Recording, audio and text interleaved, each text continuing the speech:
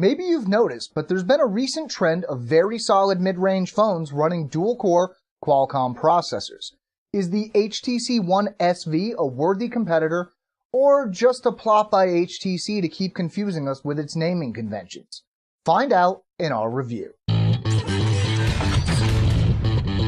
Hey everybody, I'm Chris Book. Now while it's got its own style and software, the HTC One SV is pretty similar to other phones we've looked at recently, both in its performance and in its hardware. How similar is it? Well, let's take a look at the specs. The HTC One SV runs a 1.2 GHz Qualcomm Snapdragon processor and has a 4.3-inch WVGA display. It has 1 GB of RAM and 8 GB of internal storage, expandable via microSD. The rear and front-facing cameras are 5 megapixels and 1.6 megapixels respectively. All of this is powered by a 1800 mAh battery. The look of the HTC One SV is pretty similar to some other models in the One line of HTC phones, though the body isn't quite as bulky as some. My review unit was in white, but the One SV is available in a range of different colors. Generally, I don't like the design quite as much as some other HTC devices, but it's still fairly stylish.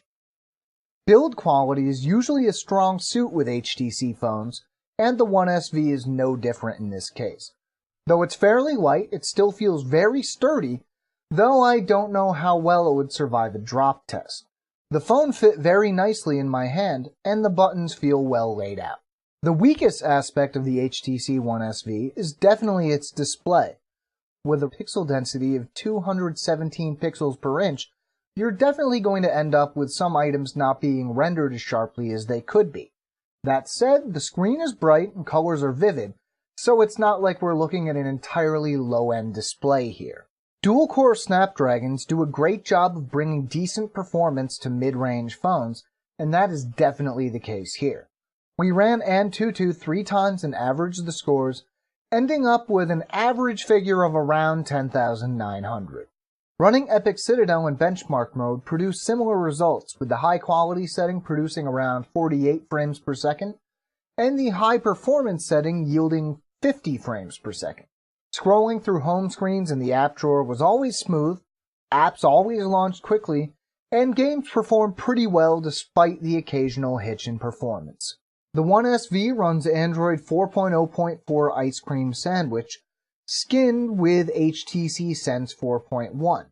We've heard that an update to Jelly Bean and Sense 4 Plus might be on the way, but I had no such luck during testing. There are a lot of apps pre-installed, and while some definitely fall into the category of bloatware, a surprising number of them are actually pretty useful, like the flashlight, mirror, voice recorder, and FM radio apps. You may not use these all the time, but they're definitely more useful than a lot of pre-installed apps we've seen. I never really expect amazing results out of the cameras in mid-range phones, which means I'm usually not too disappointed. This worked out for the One SV. The 5 megapixel rear camera isn't too bad and can definitely take a decent photo. Low light performance in particular was better than expected. HTC has thrown in HDR, best shot, and a few other useful features. The 1080p video capture is fairly decent with generally the same image quality as still shots, and HTC has included the fun but not too useful slow-mo mode. Snapdragon chipsets are usually good at getting the most out of a battery, so the 1800 mAh capacity of the One SV's battery isn't something to worry over.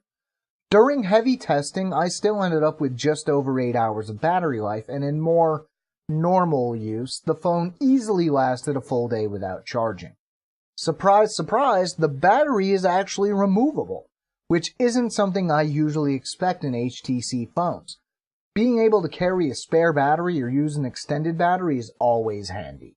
So right now we have a lot of similarly spec'd phones coming out at similar price points, and it seems like that's going to keep happening. So what makes them all different?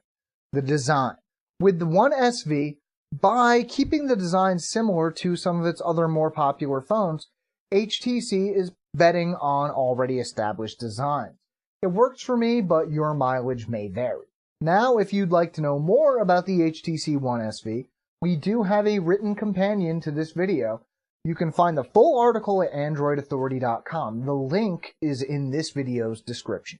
We always have new videos going up, so if you haven't yet, you may want to subscribe to our channel. I'm Chris Book for Android Authority, and as always, thank you for watching.